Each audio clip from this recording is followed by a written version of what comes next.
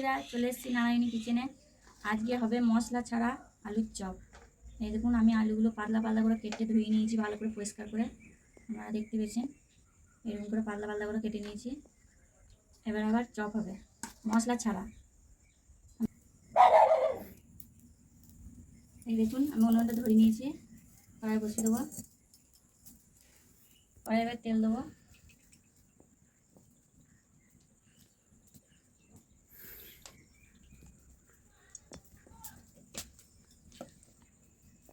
কেটে রাখা আলুতে লবণ,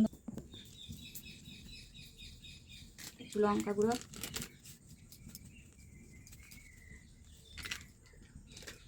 একটু হলুদ দেবো,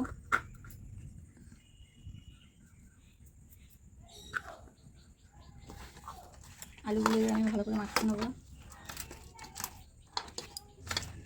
এই দেখুন, আলুগুলো এরকম করে সব ভালো করে মাখিয়ে নিয়ে আমি একটু 5 মিনিটের মতো রেখে দেবো, দিয়ে বেসনটা মেখে নেবো। নিয়েছি, বেসনটা এবার আমি মেখে নেবো। কালো জিরে, স্বাদ মতো লবণ,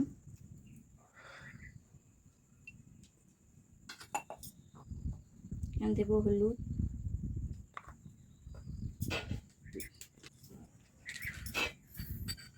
আমি একটু দেবো চালের গুঁড়ি। চালের গুঁড়িটা আপনারা চাইলে দিতেও পারেন, নাও পারেন। আমি এগুলো সব মিশিয়ে নেবো।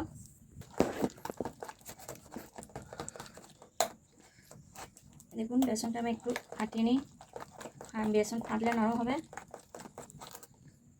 আর একটু জল লাগবে।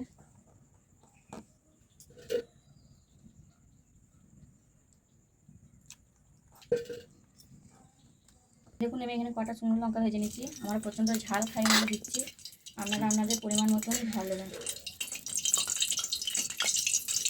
আপনার ছোটো জিনিস একটু ঝাল না হলে ভালো লাগে না।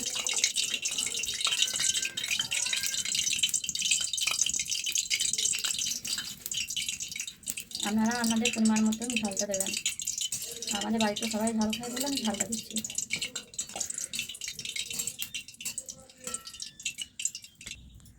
এরকম আমি লঙ্কাগুলো ভেজে বেসনের মধ্যে গুঁড়ো করে নেবো। ঝাল ঝাল হবে।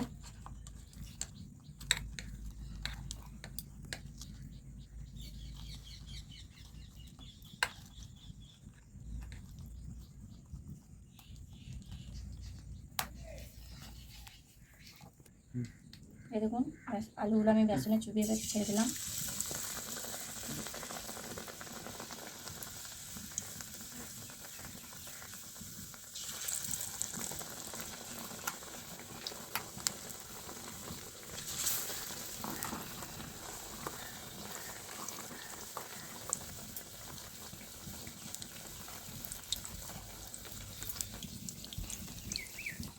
এই দেখুন, চপের মতন কি সুন্দর ফুলেছে। দেখুন,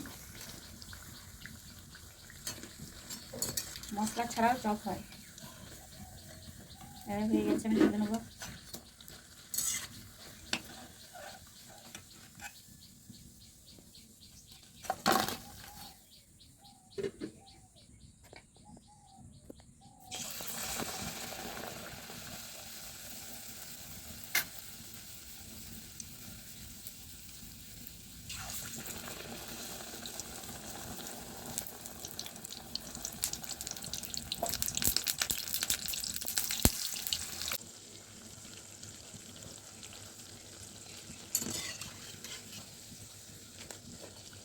এই দেখুন, আমাদের চপ হয়ে গেছে। এবার তুলে নেবো। সব এক একে ভাজা হয়ে গেল।